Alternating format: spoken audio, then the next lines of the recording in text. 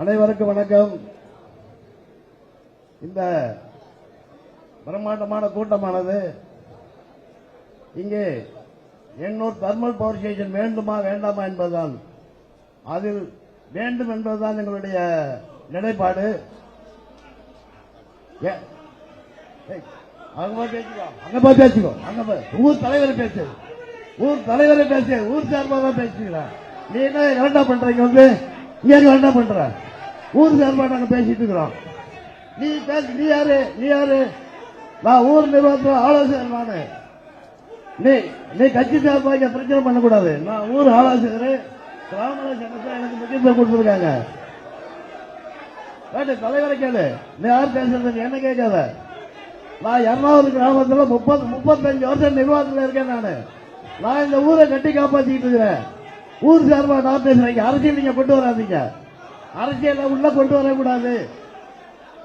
அரசியல் பேசாத. அரசியல் யாரும் பேசுறதுக்கு தயாரா இல்ல. நான் வந்து ஊர் மக்கள் சார்பா என்ன கிராம நிர்வாகத்தில் அனுப்பிச்சிருக்காங்க. எல்லாருக்கும் தெரியும். நான் நிர்வாக சார்பா தான் பேசுறேன். நான் கட்சி சார்பா பேசல. இது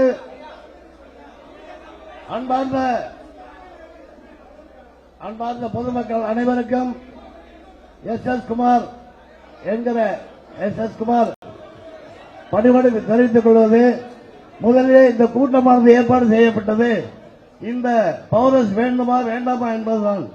அதிலுள்ள குறை நிறைகளை சரி செய்து மக்களுக்கு சிறப்பாக வழங்குகின்ற பொறுப்பினை அரசாங்கம் பார்த்துக் கொள்ளும்.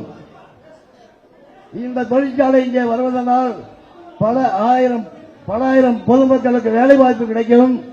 அதனை சார்ந்த இந்த கிராமம் எப்படி இந்த கிராமம் இன்று மேலும் வளர்ச்சிகள் பெறுவதற்கு இதுவேண்ட தொழிற்சாலைகள் தேவை என்பதை தெரிவித்துக் கொண்டு இந்த இடிபிஎஸ் அனல்மின் நிலையத்திற்கு உண்டான நிலத்தை கொடுத்தது எங்கள் எர்ணாவூர் கிராம பகுதியினுடைய முன்னோர்கள் தான் என்பதை மீண்டும் தெரிவித்துக் கொள்கின்றேன். இந்த பௌரசை வருகின்ற பௌரசை ஒட்டிதான் எங்களுடைய எர்ணாவூர் கிராமம் மிக மிக அருகாமல் இருக்கின்றது. இதனால் ஏற்படுகின்ற பாதிப்புகள் எங்களுக்கு தான் மிகவும் அதிகமாக இருக்கும் என்பதை பணிவோடு தெரிவித்துக் கொள்கின்றேன்.